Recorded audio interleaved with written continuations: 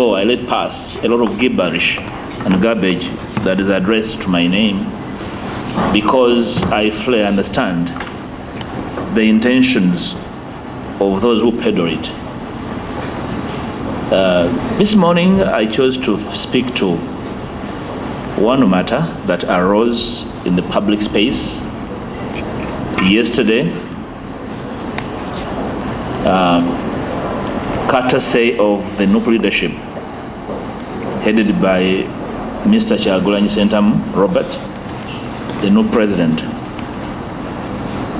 He was unequivocal in making very particular reference to my name, my sister on my left, the Honorable Juliet Nakabuye, and other colleagues, Honorable Abedi Bwanika.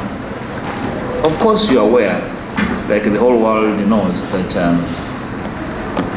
over the last couple of months, if not years, I have become his pet subject. And I believe a mention of his name, of my name, sends a cold down his spine for reasons I am yet to fully understand. But I had let him time and space to whine and complain and compose poems and songs about me, because I knew that his effort is a business. I believe he has done enough business out of me. I now want to address him and his ilk, so that the country can understand what we are dealing with. First of all, he made very particular reference to the terrible murders that took place in Masaka from 2020, from 2021,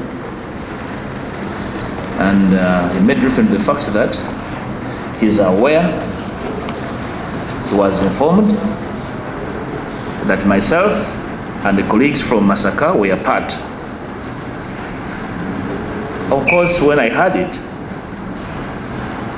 my mind skipped a bit. But I had a quick recollection of myself. And to the nation, I have this to say.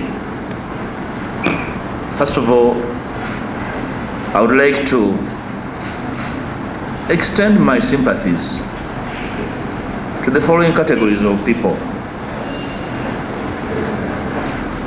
The families that lost their dear ones during that fracas. Families lost dear ones, children lost parents, mothers lost children, wives lost husbands, and husbands lost wives, and the communities lost their own. I would like to further extend my sympathies, something I did several times in this parliament and in Masaka, Greater Masaka. I return again to extend my sympathies, because at a time when you're supposed to get justice, at a time when you're out to see leaders in the country stand with you to demand for justice for the killings that were visited to your dear ones, then emerges a joker to make it his meal. I want to extend my sympathies to you, that it was never our intention that these killings become a joke, and that some joking politician with no idea of your suffering is making a meal out of your suffering, for him to make political capital and leave another day to have a meal with his family out of the suffering of your families.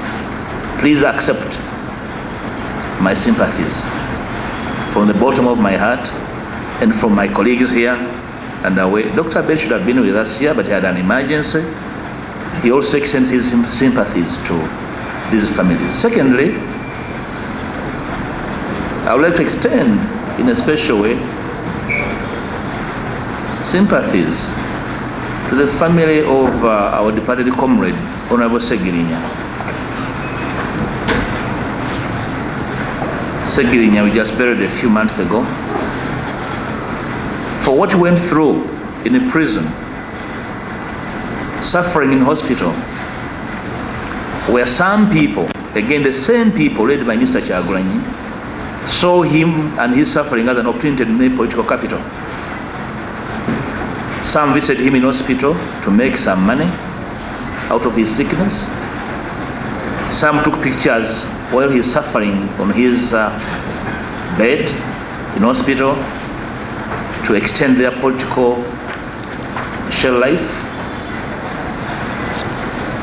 Little wonder then, as you recollect, while he was suffering and really fighting for his life, one of them took a document for him to sign in hospital. That's how callous these fellows are. So the family of Honorable Kyagulanyi, please accept our sympathies. For your son suffered humiliation at the hands of the same people. The world recollects so well, the nation recollects so well, that when he left prison, the same noisemakers questioned how he left prison. I knew and I know they wanted him dead so that they can occupy his seat. I'm very sure they're happy now that he's dead. That's why even at his send-off, they buried him in humiliation. Honorable Kyagulanyi, wherever you are, may the Lord rest you in eternity, aware that your tormentors have never rested.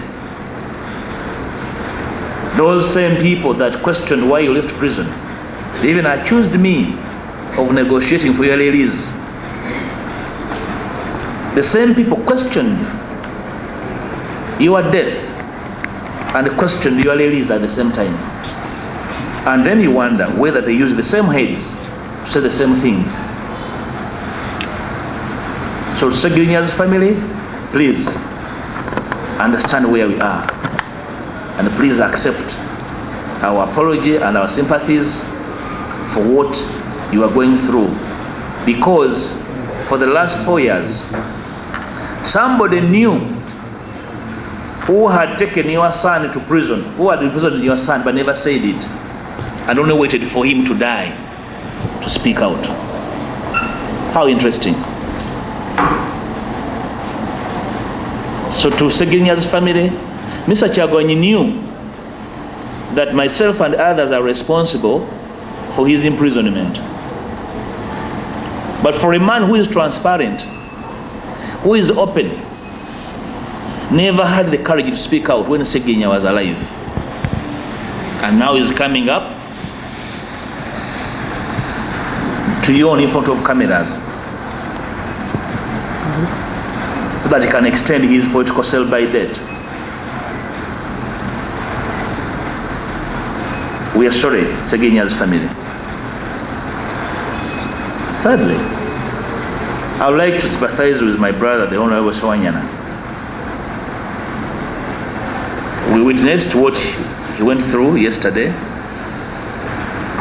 I assumed if Mr. Kyagulanyi had a gun, he would have shot Mr. Kyagulanyi, Honorable Kyagulanyi.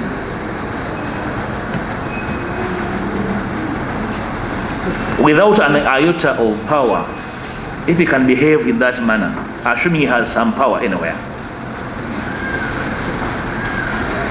And what you saw yesterday is exactly what MPs told me they went through when he was forcing them to sign documents. On gunpoint almost. So forcing the Honorable Kyagulanyi to say things he doesn't, to insist on certain things, so that he can also extend his political shell life. Very pitiable. Honorable Kyagulanyi, we understand your predicament. We are not angry with you. We can understand. You're also fighting for your political life. But probably what you need to understand is that there's life after Parliament. Do not reduce yourself to a beggar. Don't do this to yourself, to somebody without a brain. But I'm here to extend my sympathies to you as well for what you went through, humiliation, so that the dear leader can be happy for the afternoon. We understand your problems. Fourth, I want to sympathize with all change-seeking forces, all Ugandans of goodwill who desire to see Uganda change. That unfortunately for me and you, what you saw is what we have. So it's up to you to go and check ourselves, between me and you, to check ourselves, aware that that's what we have for a potential leader. We are fighting to overcome the autocracy of General Museveni, and then we have a joker in his replacement. That's what we have. So please go and look at all these possibilities. Probably when we next to meet, we educate ourselves on what needs to be done to put the cause of change and better Uganda to a new direction. But unfortunately, between me and you, that's what we have. Fifth, I feel obligated to also sympathize with the rank and file in the opposition. Some prefer to call foot soldiers. That's what you have for a leader. He will sacrifice you so that he can extend his shelf life in politics. So at the time when one of you, in the name of Eddie Mutwe, is arrested and detained illegally, and his arresters confess, so your leader is diverting us. Instead of pinning the people who have been arresting our people and detaining them illegally and constitutionally, so you have somebody who's supposed to lead the charge for freedom, diverting the cause of freedom. I want to assure you, please, now understand that you will be sacrificed by this same person, by this same joker, pretend to be your leader. So to you, foot soldiers, that's what you have for a leader. I hope you understand where you are. So cut your losses soon. That's what you have. Lastly, with my sympathies, Mr. Kyagulanyi Ssentamu was my president and leader. I feel obligated also to sympathize with him. Namely, that the task you are given is so huge. I don't know how to rescue you. I tried. It was difficult to rescue you. Now I can see you even chained further. I don't know the amount of rescue we can undertake to rescue you from captivity. You are captured, you are stranded, you are clueless, you are directionless. I feel sorry for you, my brother. I don't know how to help you. But can I ask of you to seek help? It could be medical, it could be psychological, it could be physical. Please seek it before you lose yourself. Seek help. It's not late. I have no personal grievance with you. I want you alive. I want you sane. I want you able to take decisions. Please seek help. Because clearly, you have lost yourself. But the task you are given is so huge. Initially, you are given a task to bring me down. I think it's a huge task. I don't know how far you have gone in doing that. I want to assure you, I know you are watching me, that I am around. Whoever gave you that task of bringing me down is a huge task. You know, and I can assure you, you will not manage it.